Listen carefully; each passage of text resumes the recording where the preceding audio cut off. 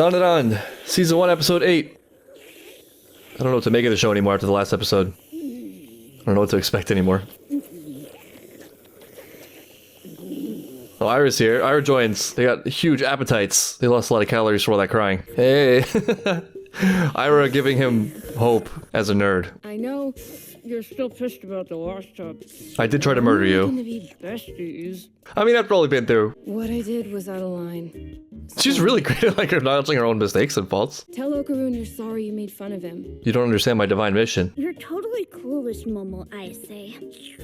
I was the happiest he's ever been. That time I touched his arm. For dropping a wash tub on me. I came after you and will continue to, because I know you're a demon. Oh, okay, but this can be fixed by a short explanation. Are we just not going to talk about the heartbreaking, traumatic experience we went through? Because she can't be your grandmother. She's too young and way too hot. Oh, you said it out loud. You said the quiet part out loud. Takaraka and your hot granny are demons. Oh, Granny got a fan. That's so meaningful coming from Aira, too. It's one thing for someone to tell you you're hot. It's another thing to be told you're hot by the goddess of beauty herself. For real, though, there is something not quite right about Granny, right? I don't know, it's hard to tell because it's anime. I feel like she might be like 25 and we're just getting thrown off by the white hair. That would be sort of a relief. And you're the big boss demon in charge of them. And you're gonna use your demon powers to destroy the world. Evidence. Where is it? Oh, they didn't bother with this. For English. This is not great subbing work here. Alright, finally, a victory was won that day for all the people leaving dub hate comments, and they loved it. I've been specifically chosen There we go, there we go. to protect this world. Cause my beauty's angelic. What a sentence. Thanks for having me over. No, this is Super yummy, ma'am. just dine and dashed. You go, Aira, get it. You'll kick Momo's ass someday. What? Is it because she called you hot? Even though you're a demon from hell, you risked your life to save me a bunch of times. Oh, so did Momo. I did what anyone would. Not If someone's true, in but trouble, you sweet. try to help, right? Who's the real demon and who's the real Whatever human? got on you, I swear, I'll free you from it.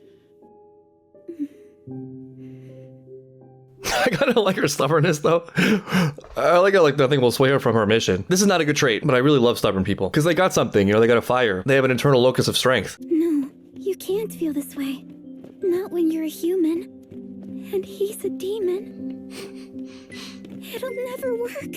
Oh, wow. Is it going that way? Is it going that way? Did Ten and Takaraka fall into a love triangle? Let the shipping wars begin. That feeling when you like, you create something or walk into something and you think it's novel and then you think about it for a second, you're like, I'll bet this is probably like well established already. Like there's definitely Aira Momo shipping art out there in print even. Forget the internet, even like in Akihabara. There are full drawn comic books devoted to this already. The shipping has been begun. Oh, wait! Can't this be done more normally? I'll quit you one. Yeah, I'm curious about this. How do we attach? How we get your ball back in Just here. brute force. Just shove it in there. Why are you trying to hit my Bitches got the jitters. You have to do, wow, this actually is a little weird. Hilarious. You cocky little punk. I'm gonna put some extra. What does the stench baseball on have to do with turbo it? Granny ball. There needs to be a ball defender? Send more heat from a toaster. What if she had hit it though? Why did she fall? Plot twist, they didn't actually need to do this. They just wanted to. Look, I'll take it. I got one of my balls back! I think one is good enough, but like you don't really need two. All this is sort of irrelevant anyway. I mean, the big deal was the first episode. But we have no idea where to start looking for the other Oh, one. I feel like, No idea. given how things have gone, they'll find you. You got a PC or a laptop, don't you? No, I don't. Can't afford those. Oh, he's poor too. No way am I getting hosed on one of them 4-year loans. Well, see you at lunch on the roof. And she's financially savvy. Momo has it all. I'm sorry, but I can't. What? I sort of have to work on a report. Oh no. Oh no, no. School? Oh, does he have a date with Aira? Sorry. Oh no! Kinda busy. It's cool. Okay, solid answer. Still feels sketchy. Sketchy. Like how? Like how it feels when you know someone's hiding something. Yeah, I don't think he's like really into Got school. another check. Nah, there's no way. He's the last guy I'd suspected that, and he's got no reason to, you know? There it is, there it is, there it is. Does he? Or does he? He does. Like these characters exist just to watch the fallout from Momo's relationships. Why do I feel so on edge. Oh, this is such a turning point too? Peek into Class C. This is when it all goes horribly wrong. It's not a painful crush until you realize it's a crush. That's when it starts to hurt. And I don't know what it is about it, but so often for me, I guess when I was young at least, it started with like a gradual dawning of consciousness, like, oh, I like this person. That sucks. And then your brain takes over and starts writing realities into the future that aren't actually taking place. And so now you have all these things that have occurred conceptually that aren't real, like your relationship with the person, the memories that you shared, how great your kids are going to be, or on the negative side, fears of them having someone else's kids, having those great memories of someone else, forgetting you in the 5 minutes since your last text message. So then when you actually do interact, it's no longer natural, it's weird, because your relationship with the real person no longer matches your conceptual relationship with the person, and then they're a little bit weirded out by that. Or if you're lucky, you know, they're doing the same thing and they're thrilled. That's like a minority of cases. And then the downward spiral begins, because now you're in damage control mode, and that's just an amplifier into the fantasizing. Crushes. Nah, I shouldn't bother him. He's busy working on that report. It's already too late. I mean, just the fact that she's thinking about him this much. This is a misunderstanding. What kind of report is this? Was it for biology? 14. Now I get the flashback. 17. Oh, he was training. 18. Reporting on these gains. 20. Not bad for a nerd. Push-ups. Sit-ups. She's listening. Backwards. Wow, he's actually doing the One Punch Man thing. 5 sets, 100 reps. Unlike all the characters in One Punch Man, Saitama literally tells everyone what his workout regimen is, and the amount of people who say they want to be like him, be a hero, is like, 5,000. The amount of people who follow his workout routine is zero. But Ken Takaraka, he is that man. I have to get stronger. Way stronger. If I don't, He's doing this in his school uniform too, that's rough. put as high as Saiyan It's hardcore training. Takakura. That's the no AC part of the Saitama workout. Is there something I can help you with? You're a demon. And I'm a human. And I Speaking know of this is fantasizing. totally wrong, but I'm not a demon. No, I am a demon. I'm totally a demon. We definitely shouldn't, but can't help ourselves. No, it's like exactly what it looked like. Oh! what was that? That is... Why are you dodging me? Why are Wow, he's gonna replay that one in his mind later. It also said it's the guy's responsibility to seal the deal. Seal the deal. What kind of magazine were you reading? I'm curious what kind of room that was. The one I found. Oh, okay, it's that kind of room. It's that's den room. Being popular is a lot of work. Also, Different skill set. don't call me romantically awkward. I just don't have much experience. That's exactly what I was implying. Everything you know about relationships is wrong. Yes, because Takaraka is the expert. Are you out of your mind? Are you out of your mind? What are you doing? Control yourself. Oh, she swept the leg. That's real love right there. No. I just do it. Oh yeah. Momo. Totally forgot about Momo, with this other girl in front of me. It's not what it looks like. Little turd. Speaking of One Punch Man crossovers. Said you had to work on a report, but nope. You were making out with that skank. Your jacket's off, you're sweating. This is not the unified group that I wanted. I can explain everything. Just listen. Stop saying you're gonna explain everything and just explain it. God, this is like my most annoying thing in the world. It's like all those YouTube videos that spend 2 minutes explaining what the video is gonna be about, even though it was perfectly clear from the title. Smash the like button. Make sure you stay till the end of the video for the actual content. I don't want to hear any of your excuses. Were you lying about that report? That was a lie. I was exercising. 3 words. And then I got assaulted. I mean, like, she's saying the lie is what makes her upset, but it's not the lie that makes her upset. What makes her upset is the fact that he was, like, lying on top of Aira. Gave it to the ground. Huh? Sacrifices must be made. Mantis shrimp's punch is 80 kilometers per hour. One Punch Man crossovers continue. It could knock out an elephant with one punch, and that's taking water resistance into account. Maybe this gives power ideas. Move ideas? Studies. Is it real? I know the shrimp's real. Would it actually do that to, like, a ruler? Girlfriend's talking to the shrimp. She's Oh, you're gonna see it everywhere. Yeah, Yeah, that just exploded it. Feelings have exploded. Now you're gonna fantasize that. I relate, and I don't like it. thinking what I'm thinking. Oh, definitely. She's been possessed by the spirit of the shrimp. Oh, I thought we were gonna murder Aira, but okay, that's more healthy. There's no excuse for what I did. I thought I'd look cool if I got strong without her knowing. No, he's taking her too literally. Oh, come on. That's such a minor thing. You're misunderstanding. Okay, a demon has arrived. We're gonna have to hash this out through shared combat. Why is it wet? Why does this remind me of Chainsaw Man? Are I bet it's aliens, just on the principle we haven't seen aliens for a while. No. I've experienced something just like this before. After the last episode, I don't feel like I should be afraid at all. I feel like I should get sad. And if it didn't suck enough, now the water level's getting higher. Alright, that's concerning. Okaru's dealing with this too. Or maybe I'm the only one. And terrifying. Great. And lonely. Sounds like something's getting closer. Something happened in a bathtub. Swimming pool. Floor is wet with tears. Okay, looks like some kind of snake or dragon. I don't know what happened to you, but I'm sorry. Or not. A dinosaur?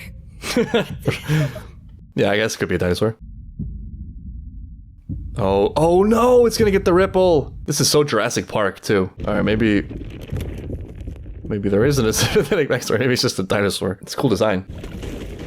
Oh, she can feel it too. The ripple communicating.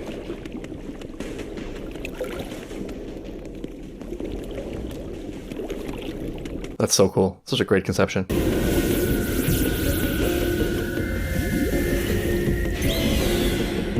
Oh, it's like Metal Gear Ray.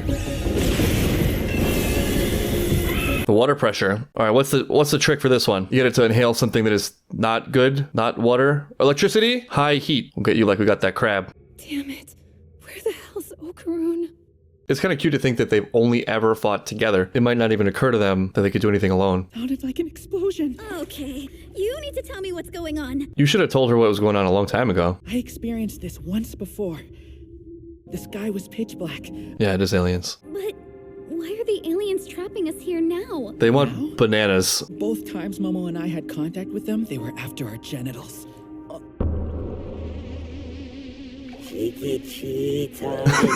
Oh no! Oh no, he's singing a banana song. Subtle. Oh yeah, break it down. This is the next intro. Man, this ain't gonna work. Rescuing girls is like, so not my thing. I like dudes way better, yo. Oh, what? The hell? Oh, they're teaming up. You again? Hold it right there! Don't any of you Okay. touch him! Face me! Oh, we have a lighter. Run for it! Hurry! Maybe they hate religion. We have returned for your banana organs. Not again. Why is every paranormal thing trying to take my junk away? Because no It's a metaphor. What? You're in possession of a power that surpasses our scientific technology. Okay. That's not the banana, though. Or is it? Is that the metaphor? There's a metaphor happening somewhere. It's not even my power! It's from a curse! Let me take a preliminary shot at this. I mean, it seems almost too on the nose that it would be a play on masculinity and finding your manhood, growing up into adulthood. But I think if you think about it in a certain way, it applies more generally just to humanity. Because we're animals, we have these biological impulses. And because it's such a great, powerful driving force, it also can be corruptive. It can be dangerous. It can be terrible. But nevertheless, it's part of who you are. It's part of your humanity. It's part of what makes you a being and a creature that has impetus and drive. And so it can be a really beautiful thing, that energy, if applied in the right way and applied with consciousness. But because of that capacity for danger, a common approach is to vilify it and to try to control it, try to destroy it, try to deny its significance or importance, or trying to override it with rationality, or like so-called rationality that doesn't allow for the reality of our biological existences. Like a good, healthy, productive outlook, in my opinion, is one that harmonizes all things as they are. Not to say, oh, we've moved past biology, we just can figure out everything with science, we can move beyond this terrible, lowly thing that we were born as and reach some unknown greater heights that's anchored to God knows what. And instead it's like, no, I am human. I think humanity is beautiful. The desire to perpetuate life is a divine mandate, and I can use my base humanity, my flesh and blood, and combine that with also my higher reasoning and faculties that also are not separate from biology. They're just like a later emergent phenomenon of biology, in that I'm human and I'm a biological creature and I have impulses and I can experience great pleasure, and also I can want higher things and be reasoned and caution and use my abilities and my drives for good and not be overcome by them. These aliens are the villains because, you know, they're so far above it in their conception that they moved on humanity, and so they've lost something that they're desperately trying to get back. Also in there somewhere, and I think this is somewhat represented by the fact that only a few people can see the alien world, is this concept of awakeness. There's a similar device used in Persona 3 where the vast majority of people suffer from what they call apathy syndrome, where they're just on autopilot. They can't see the extra realm, the power from the flow of life, the knowledge of what they actually are and their significance, and therefore the responsibility that brings to them. Also, even outside of biology, it works with individuality. You know, you have a certain insider passion, you awake to something. The status quo will try to suppress it because they don't understand it. It's uncomfortable. But at the same time, they'll envy it. They'll try try to wipe it out because it's threatening, but also they'll covet it, much like the aliens seeking to restore their own bananas that they willingly discarded. I'm weak without it. Weaker than the average human, in fact. I swear. Oh, great, telling on himself. A curse. How does that affect your banana organ? It definitely feels like a curse when you're in middle school. Okay, Jesus. Let us proceed and perform the At least this time they found a human that actually has a banana. Sever your banana. Gently. The word gently did nothing in that sentence. Oh, she activated her power.